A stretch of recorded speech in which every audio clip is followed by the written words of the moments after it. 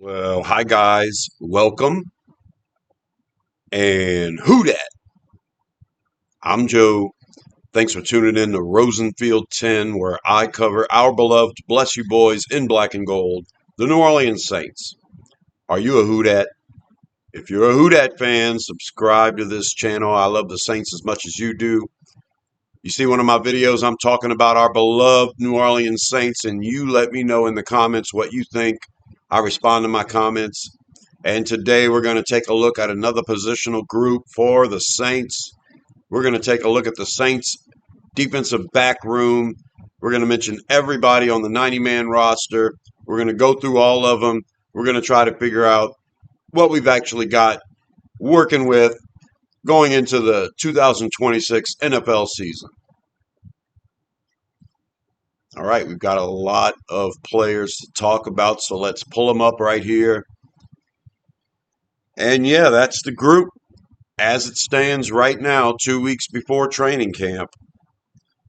I've got the traditional cornerbacks on the left side and the traditional safeties on the right side. Of course, there's some players that can do either one. We've got Kool-Aid McKinstry, Quincy Riley, Martin Emerson, Isaac Yiadom, Rajon Wright, Jaden Price, JT Hall, Dallas Beenum.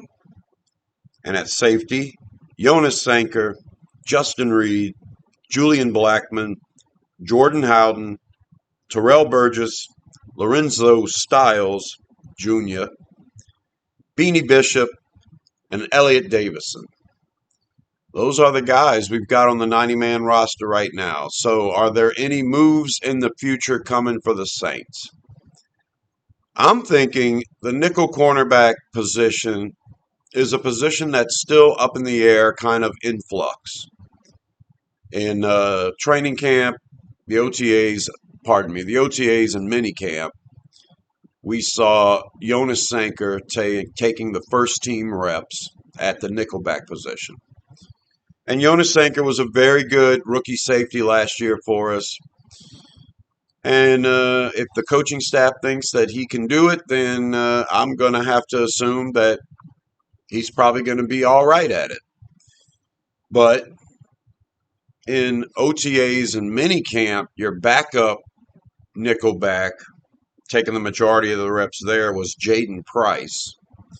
And then behind him, third team, was Beanie Bishop. And those are two guys that are, we haven't seen them in black and gold a lot. And I'm thinking we can definitely improve on the depth there. So I'm going to predict that the Saints will bring in another free agent, probably a veteran, a guy who is good at Nickelback, and put him in the mix. And if that happens, then it's going to be hard to predict that 53-man roster. A lot of Saints content providers and Saints reporters are leaning towards keeping Jaden Price on the active 53 or on the 53-man roster to be that backup nickel. But Jaden Price wasn't very good at it in the offseason. I think we're just trying to figure out who can do what. And it'll be interesting when training camp starts because a lot of these other players may get reps at the nickel spot.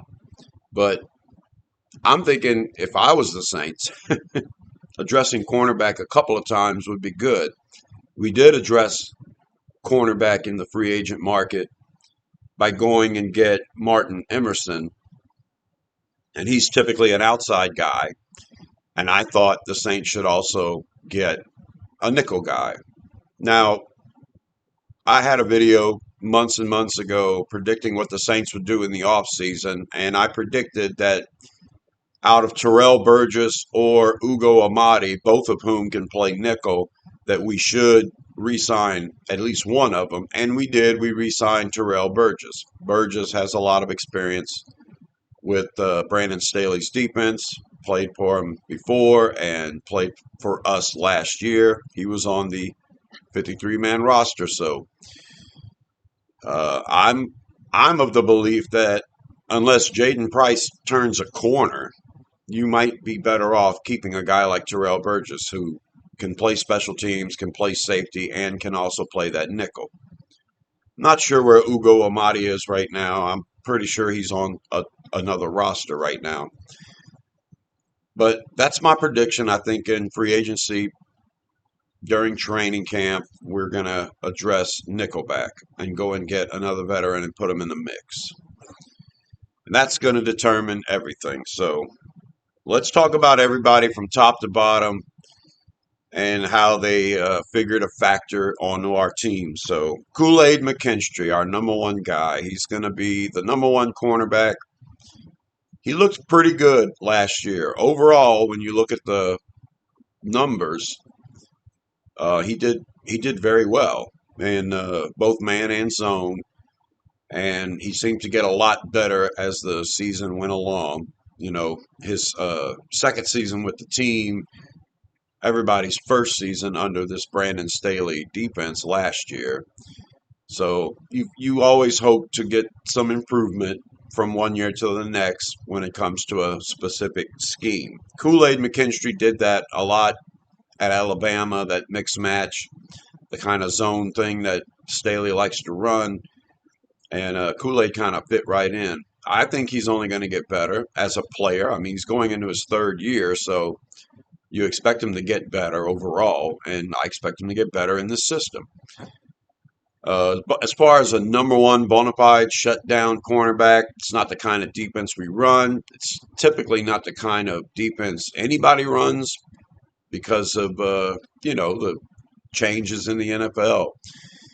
A lot of teams are doing that shell coverage, and we have this complicated system of Brandon Staley's that's kind of difficult for a lot of teams to learn. And Brandon Staley inherited a lot of players last year, and a lot of them took to this defense pretty good.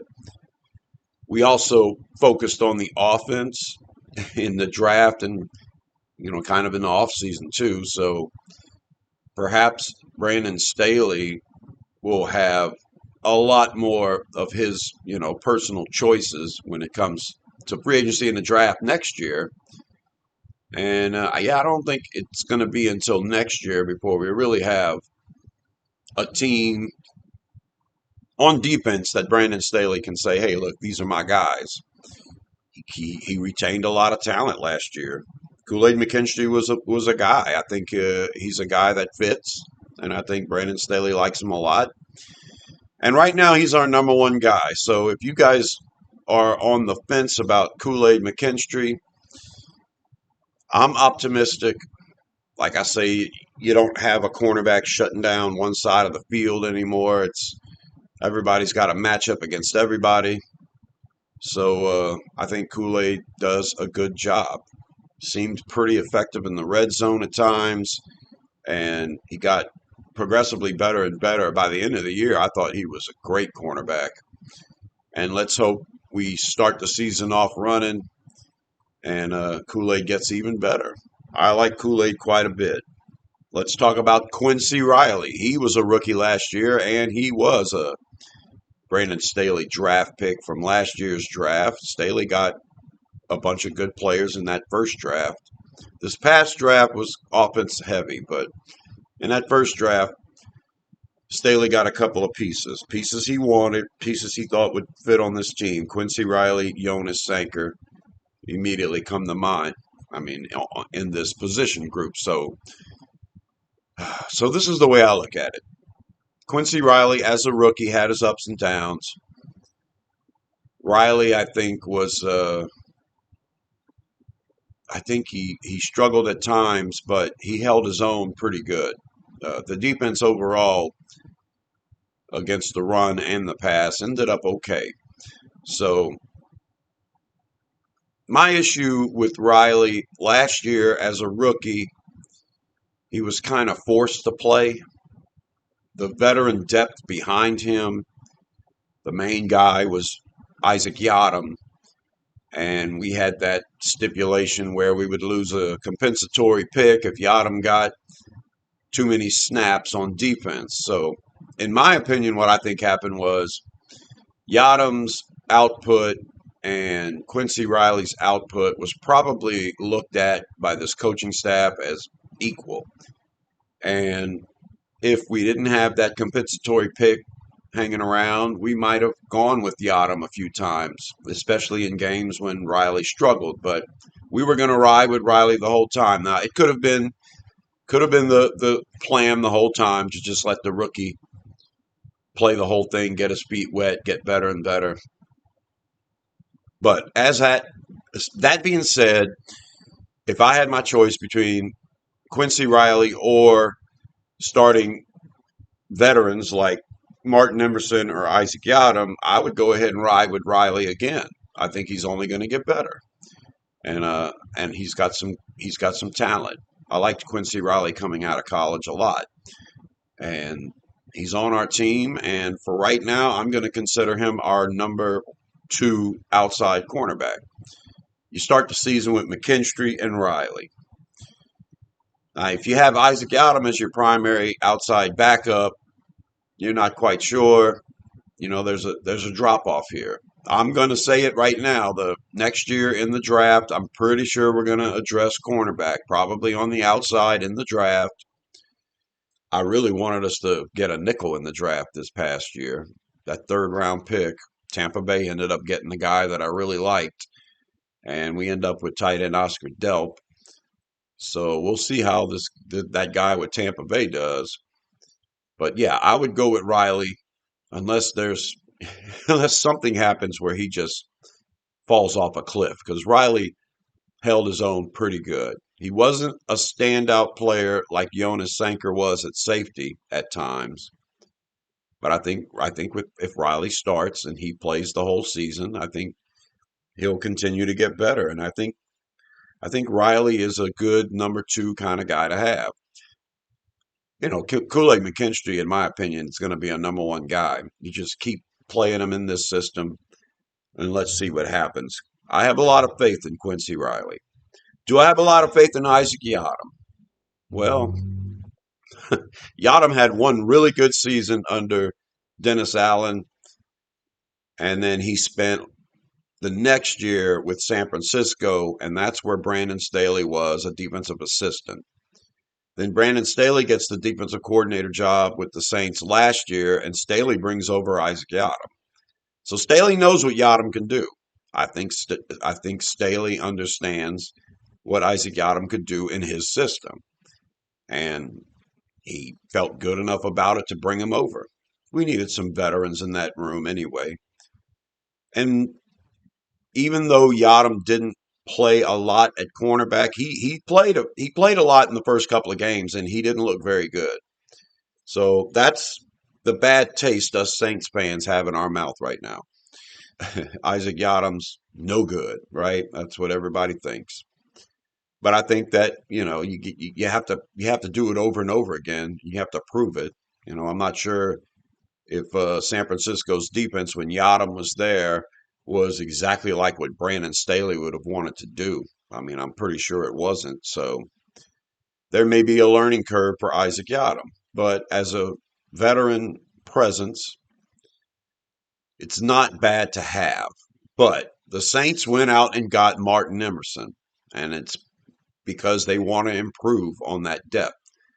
Emerson, when he was with the Browns, had an excellent rookie year, and then he was just okay a couple of years after that, and then we signed him as a free agent. So I think Emerson comes in, and there's this hope from the coaching staff that Emerson's a better overall player than Yada. To start on the outside, is he good enough to beat out Quincy Riley? Like I say, I think it's a wash. I think Riley, Emerson, and Yadam are at this point right now at about the same talent level. You've got veteran experience with Emerson and Yadam, though both players haven't shown anything in this particular defense. Riley's got a year under his belt. Riley's very young and he's going to get better. So yeah, it's the obvious choice to me. You start Riley. Let him get better. That's Bellamy. Here he comes. And I've got the little one Kit laying right next to me. Bellamy's upset he can't get right on me. Bellamy, you shed too much, but I love you. So that's the issue on the outside. Kool-Aid McKinstry, Quincy Riley.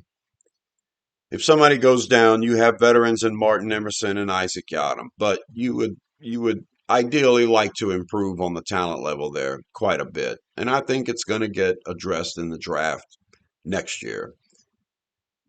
So the backups at cornerback on that left side of this graphic. Rajon Wright. Now there's a guy who was a Dennis Allen guy. Dennis Allen went and got him. I think 2024.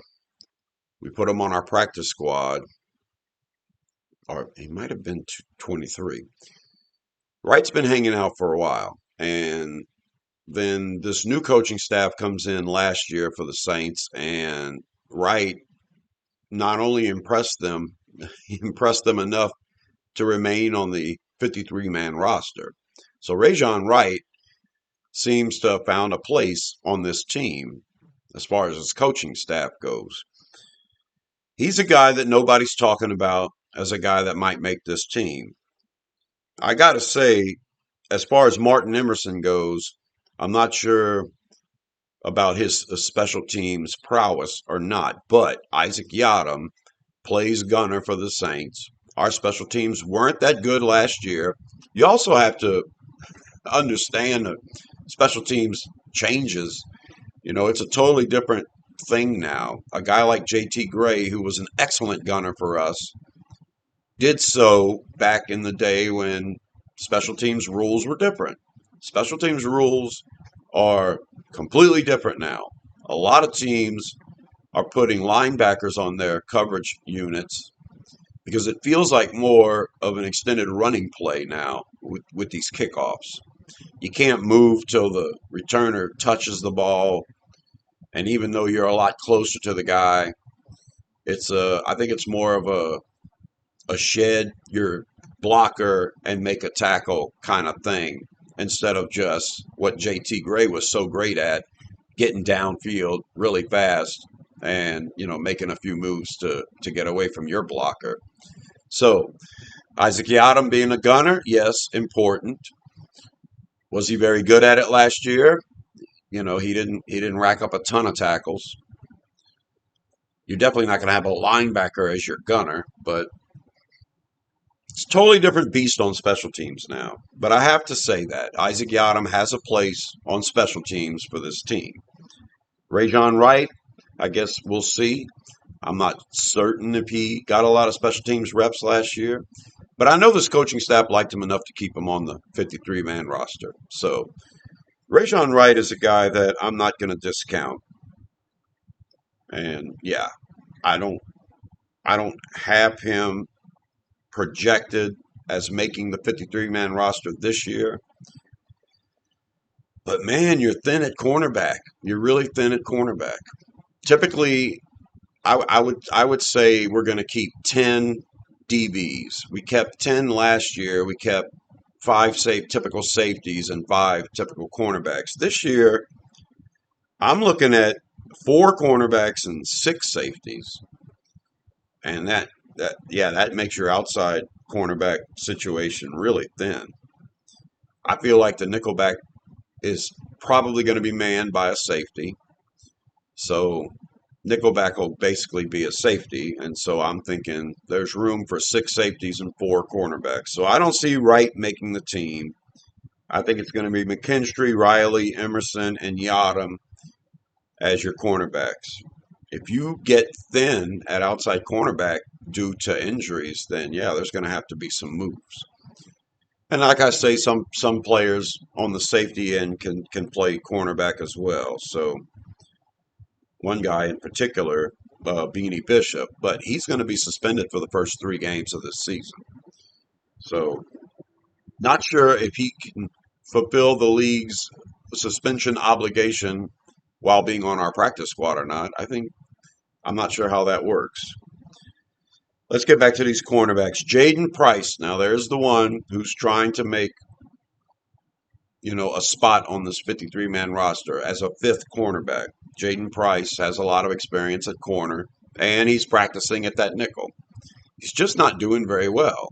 He's 5'11", 180 something pounds, but you know, pretty good guy. In preseason, he looked pretty good to me. Um, Price is a guy that this coaching staff wanted to keep around. We kept him on the practice squad. Another guy, Dallas Beanham, another guy that the coaching staff kept around on the practice squad. So they have a lot of faith in Price, even though he's a smaller guy. I think he has a chance here. And when training camp starts, if he's still riding with the number twos at that nickel spot, then yeah, yeah, I would go get a free agent and be happier, feel more comfortable with that. And yeah, this coaching staff might be comfortable with these guys initially, but they are trying to improve. Go and get Martin Emerson, trying to improve on the outside. And then in the draft, we grabbed TJ Hall. Now, TJ Hall to me feels like a guy that could play the nickel. But, he was a 6th-round pick for the Saints this past draft. So I didn't hear a lot about TJ Hall in the offseason, and I'm sure he's going to get his run in preseason if healthy. So TJ Hall has good size, and I think he would fit at that nickel. But we've got to see a lot more than what we've seen in the offseason so far. Hall obviously is a guy that we can likely waive, put on the practice squad, and then bring up from time to time if need be. And the last guy on that left side, Dallas Beanham, like I said before, just like Jaden Price, a guy who looked pretty good in preseason last year and had a spot on the practice squad. Hadn't heard a lot about Dallas Beanham in the offseason either. And he is a cornerback, so if injuries happen, it'll be nice to have a couple of those guys on the practice squad to call up. I'm of the belief Rajon Wright and Jaden Price will be on that practice squad. And if one of them makes the 53-man roster, yeah, it's going to be impressive.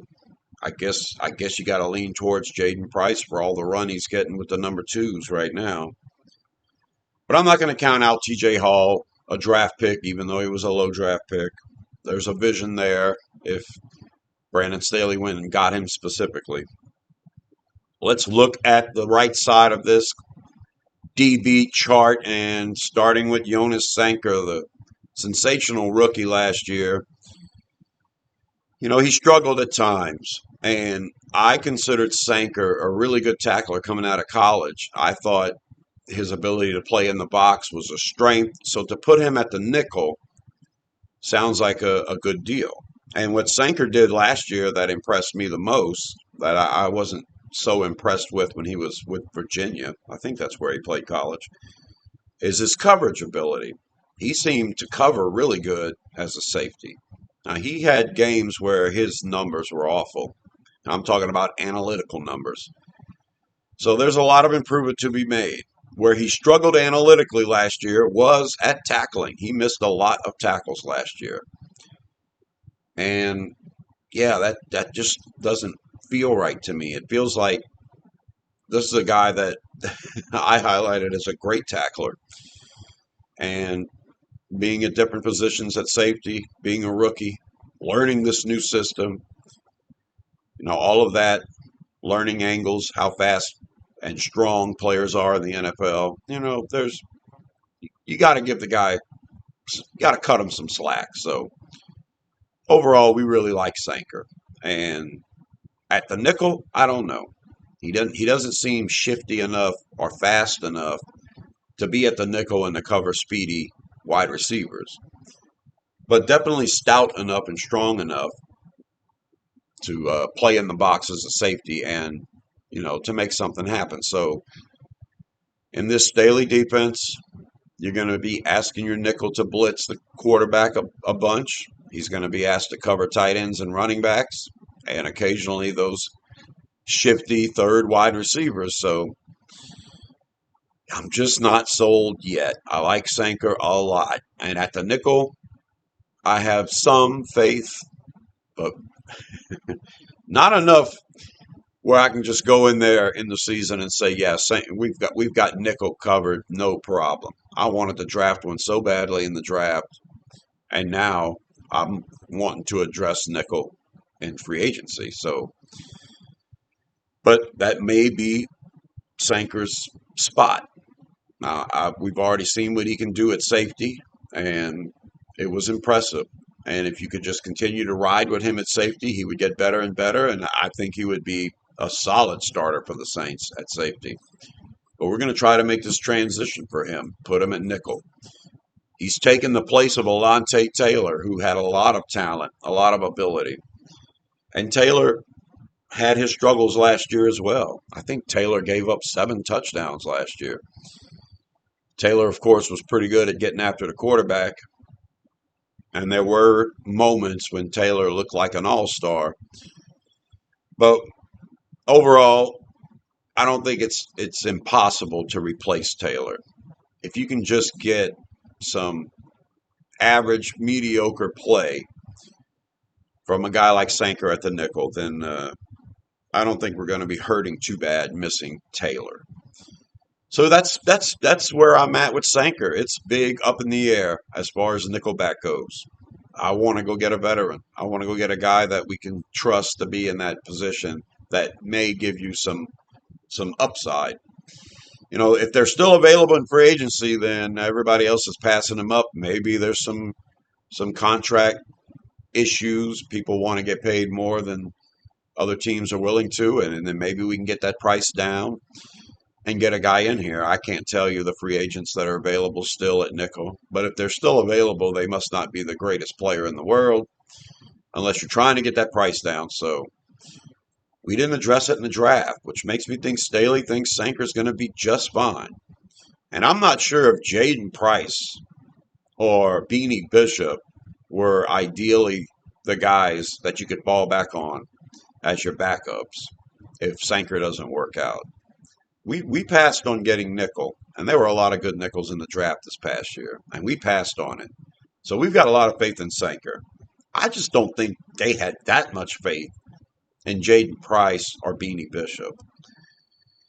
So who else could play the nickel? It's possible Julian Blackmon can do it if he stays healthy. But I know for certain Terrell Burgess can do it.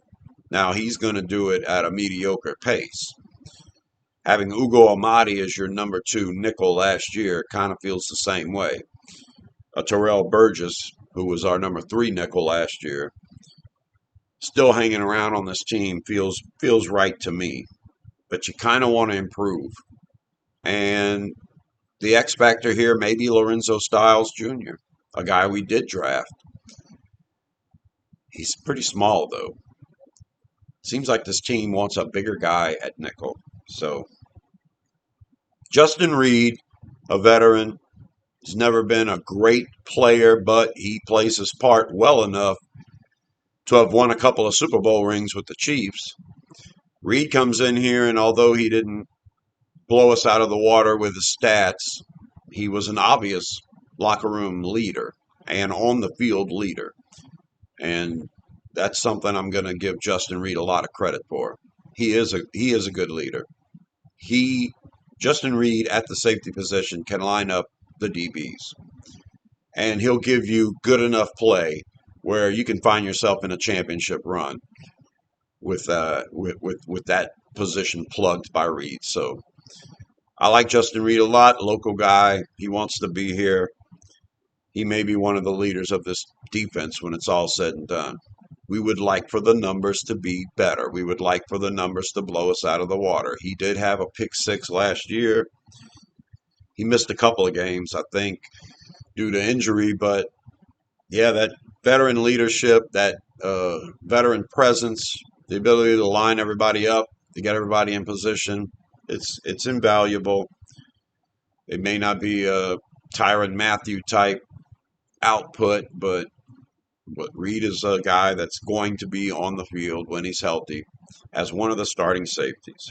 The other starting safety, if he stays healthy, Julian Blackmon. And Julian Blackmon, to me, especially deep as a safety, is really good. I think that Last year when he was on this team in the offseason, he was making interception after interception. He was just a playmaker. And he, like Reed, has that veteran leadership and, has a lot of experience. So if our two starting safeties are Reed and Blackman, I feel pretty good about it. I feel really good about Blackman if he stays healthy. That's the issue. He's always had shoulder issues, and where was Blackman at?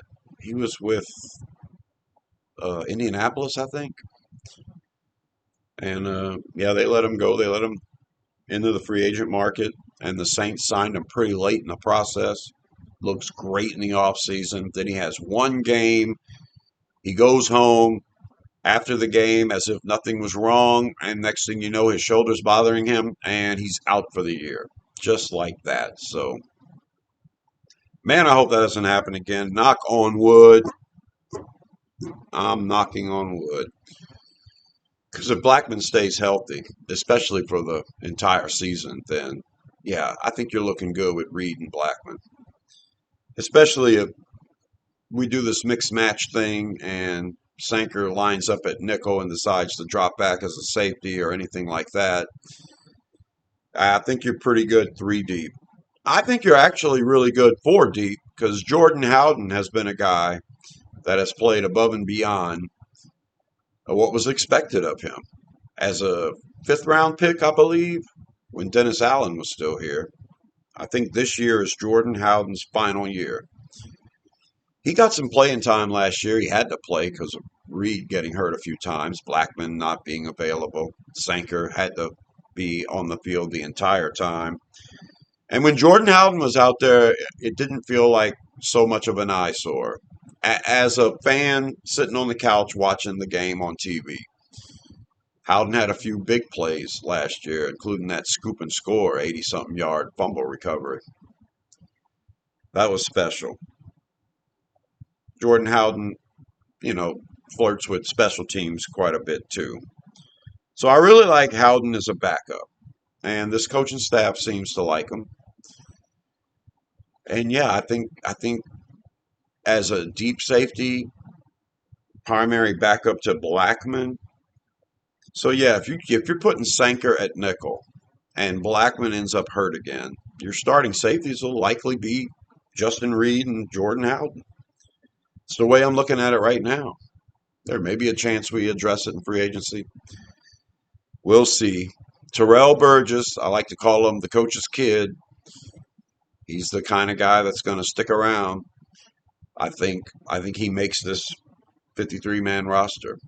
The veteran savvy, the ability to play special teams pretty well, and to play safety, and to play nickel. I think Burgess is he's a guy that's not getting run at nickel in the offseason because Staley already knows what he can do there. We're going to try other people at nickel. And I think Terrell Burgess is a guy that we fall back on as a number two or number three nickel if nobody else assumes that role. We're going to give other players the chance. And if we're not satisfied with their production this offseason, I think addressing it in free agency would be the way to go. But to have Terrell Burgess there as your number two or number three, I think plus special teams. And Burgess made a few plays at safety last year too. So I like Burgess's chance to make this team as a fifth safety slash cornerback at the nickel. I like his chances of making his team ahead of a cornerback like Wright or Price at this point. And Lorenzo Styles, there's the guy that we drafted this year. It's gonna make a difference if he shows what I think he's capable of doing and what I think this coaching staff thinks he's capable of doing.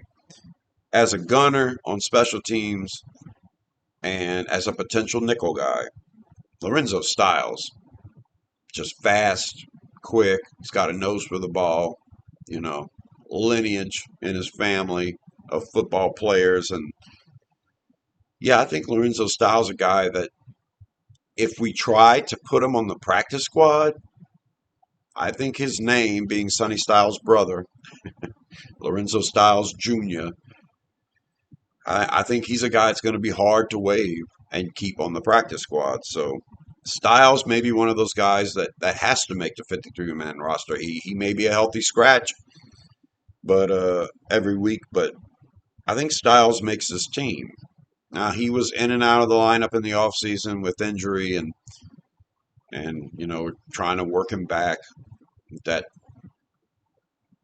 slow pace that this coaching staff does with working people back from injuries.